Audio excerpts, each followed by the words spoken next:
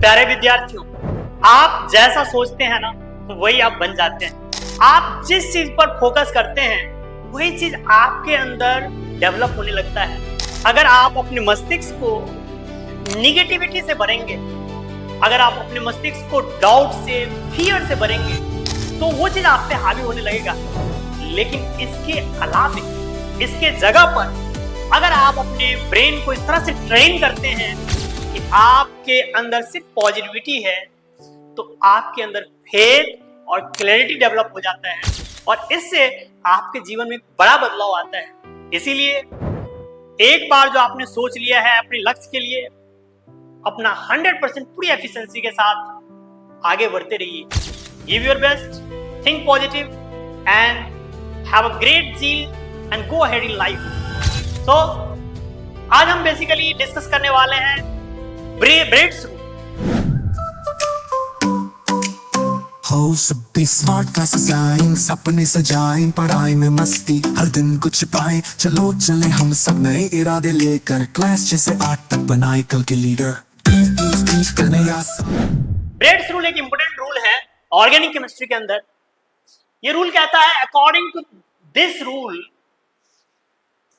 bridgehead carbon in bicyclo compound will never accommodate sp or sp2 hybridization due to high angle strain. So following compound does not exist. Bredt's rule कहता है अगर bridgehead carbon पर sp या sp2 hybridisation आ गया तो molecule exist ही नहीं करेगा। और क्यों? तो इसके पीछे रीजन है हाई एंगल स्ट्रेन। जैसे फॉर एग्जांपल मैं आपको बताऊं कि आपका हाथ, ये जो दोनों पार्ट है, दोनों जो आपके आर्म्स हैं, ये अभी 180 डिग्री एंगल पर है। अगर मैं इसको मोड़ करके सामने ले आता हूं 90 डिग्री पर, तो बहुत ज्यादा स्ट्रेन आ जाएगा, बॉडी में तकलीफ होगी। वैसे ही ऑर्गेनिक कंपाउंड के अंदर भी होता है। अगर मॉलिक्यूल में sp हाइब्रिडाइजेशन है तो इसका मतलब बॉन्ड एंगल आइडियली होना चाहिए 180 डिग्री। अगर sp2 हाइब्रिडाइजेशन है तो बॉन्ड एंगल आइडियली होना चाहिए 120 डिग्री। लेकिन आप इस मॉलिक्यूल को देखिए, यहां पर इस मॉलिक्यूल में भले ही हाइब्रिडाइजेशन sp2 है, ये ब्रिजहेड कार्बन है। ये जो आप देख पा रहे हैं ये ब्रिजहेड कार्बन है। यहां पर जो बाइसाइक्लिक कंपाउंड मतलब 2 साइकिल है, इस 2 साइकिल को कनेक्ट करने वाले जो पाथ है, इस पाथ में इस कार्बन और इस कार्बन को हम बोलते हैं BHC यानी ब्रिज हेड कार्बन। और अगर ब्रिज हेड कार्बन के ऊपर पॉजिटिव चार्ज आ जाए तो इसका हाइब्रिडाइजेशन हो जाता है sp2। अगर sp2 हाइब्रिडाइजेशन होगा तो आइडियली बॉन्ड एंगल होना चाहिए था 120, लेकिन इस मॉलिक्यूल के अंदर बॉन्ड एंगल है 60 के आसपास। तो इस वजह से इसमें हाई एंगल स्ट्रेन आ गया है। 120 होना चाहिए, 60 के आसपास हो गया है, हाई एंगल स्ट्रेन, इसीलिए ये मॉलिक्यूल एग्जिस्ट ही नहीं करता है।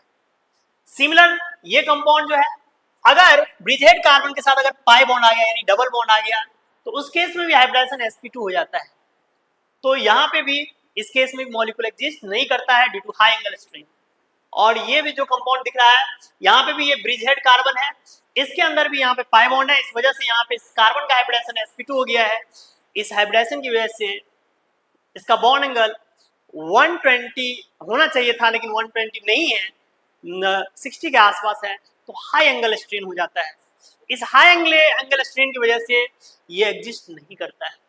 तो ब्रेड्स रूल ये कहता है कि ये सारे कंपाउंड्स जिसमें कि ब्रिजहेड कार्बन पर sp sp2 हाइब्रिडाइजेशन है, ये मॉलिक्यूल एग्जिस्ट नहीं करता है।